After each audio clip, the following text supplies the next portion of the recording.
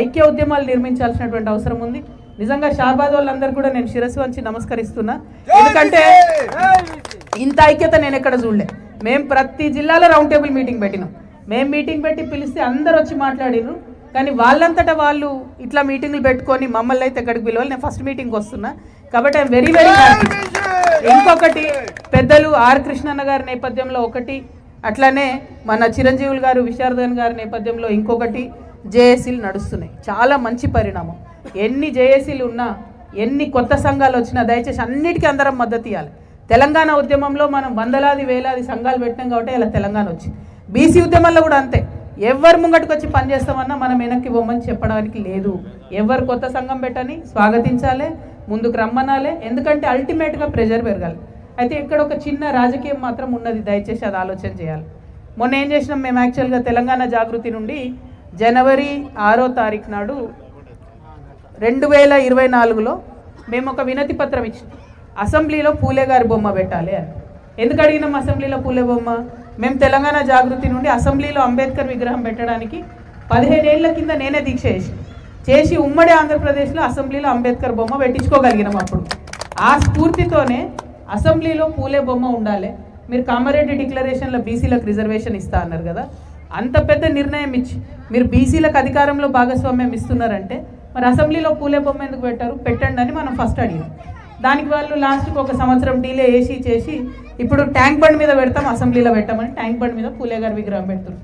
సరే మంచిదే, హైదరాబాద్ నగరం నడిపొట్టున ట్యాంక్ బండ్ మీద పూలే గారి విగ్రహం వస్తుంది.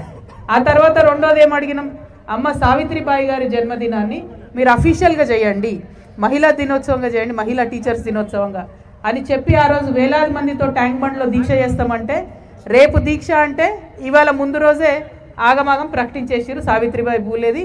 ఇప్పుడు ప్రతి జనవరి 3వ తారీఖు నాడు అఫీషియల్గా మహిళా ఉపాధ్యాయ దినోత్సవంగా చేస్తామని చెప్పి ప్రభుత్వం. అంటే మీరు ఆలోచన చేయాలి బీసీ బిడ్డలారా, మనం అడగలేదు ఇన్ని రోజులు, అడిగితే కదులుతున్నారు. మనం మెల్లగా అడిగితే మెల్లగా కదులుతారు, గట్టిగా అడిగితే తొందరగా కదులుతారు. కాబట్టి గట్టిగా అడగాలంటే బలం ఉండాలి. మీరందరూ రైతులు, మీరందరూ ఊర్లలో వ్యవసాయం పనులకు దగ్గర ఉండేటోళ్ళు. మనం తాడు వేస్తాం, ఒక చిన్న గరకతోనవుతుంది. ఆ తాడు అనేక గరకలు కలిపి పెడితే ఒక తాడు అవుతుంది. ఆ తాడు చాలా బలంగా ఉంటుంది, దాంతో మనం ఏమైనా చేయొచ్చు.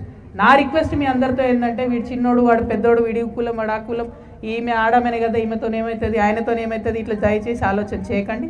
అందరినీ కలుపుకోండి, అందరినీ బలవంతంగా రప్పించి ఉద్యమాలు చేసినప్పుడు మాత్రమే ఇది సాధ్యమవుతుంది.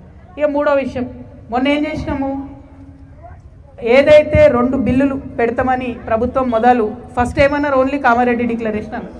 అంటే మేము అన్ని జిల్లాలలో రౌండ్ టేబుల్ కాన్ఫరెన్స్ పెట్టిన తర్వాత ఒక డిమాండ్ పెట్టినాం ప్రభుత్వం దగ్గర, మీరు ఒక్క బిల్లు పెడితే ఫెయిల్ అవుతుంది, ఇది 3 బిల్లులు పెట్టాలని అడిగినాం. ఒకటి విద్య కోసం పెట్టాలి, ఒకటి ఉద్యోగాల కోసం పెట్టాలి, ఒకటి రాజకీయం కోసం పెట్టాలి, 3 బిల్లులు పెట్టాలని అడిగినాం. లాస్ట్కి ప్రభుత్వం కూడా చర్చలు చేసి 2 బిల్లులు పెట్టింది, ఒకటి రాజకీయం కోసం, ఒకటి విద్యా ఉద్యోగం కోసం. అయితే ఇక్కడ ఉన్న మేధావులు బీసీ బిడ్డలు ఆలోచించాలి. మనం రాజకీయపరమైన బిల్లు గురించే మాట్లాడుతున్నాం, విద్యా ఉద్యోగం అక్కడనే ఉన్నది, దాని గురించి అసలు పట్టించుకుంటలేము. దాని గురించి కూడా విద్యార్థి నాయకులతో ఖచ్చితంగా మనం ఉద్యమాలు చేయించాలి, కొత్త సంఘాలు పెట్టించాలి.